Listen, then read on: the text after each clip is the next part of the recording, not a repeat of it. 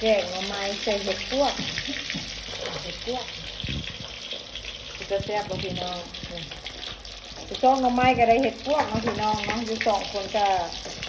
แกงจะจวดกินร้อนๆ2 ผัวพันละเมียนะพี่น้องกินน้ำกันจะแซ่บบ่ในเห็ดพวกก่อนในเห็ดพวกหมูน้อย1เนาะพี่น้องเนาะโอ้ยยังทอนๆเลยออกไก่ทวนๆทั้งป่ากระตื่นทอนๆทุกอย่างกินทอนๆดีต่อใจพี่น้องจะจวดเลยจะแซ่บกว่าพี่น้องออกไก่ทวนๆมาเด้อมากินข้าวแรงกันแกงหน่อไม้รอบแรงรอบป่าหอม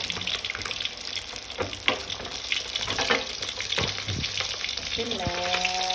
ติดแล้ว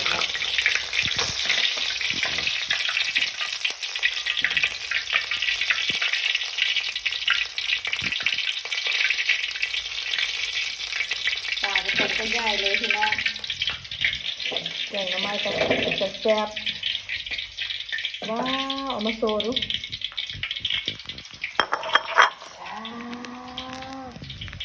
อันนี้ครึ่งกิโล2 ตัวโลพี่น้องมากินแล้วกันเป็นจะแซ่บป่ะหอมกรอบๆแกงหน่อไม้ดีแท้กับมันตับมะฮุ่งนะพี่น้องนะก็บ่เป็นหยัง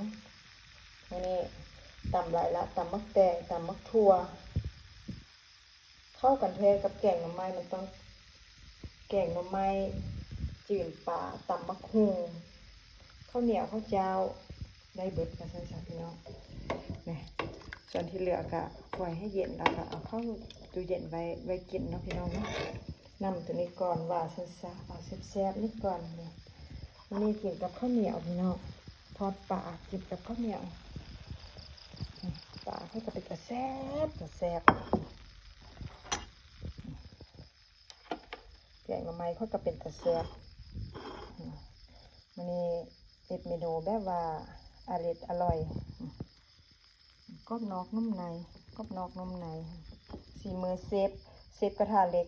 ผัวค่อยเองเนาะเป็นเซฟเอ็ดกินให้ตัวเองนี่แหละกับเลยว่าเซฟไปทางเด้อดอกเนาะเขามักสนิทแต่เขาก็ปรุงไปตำมากเลยว่าซั่นซะนี่ประเด็นแกงหน่อไม้มาเด้อกินน้ำกันพี่น้องแซ่บ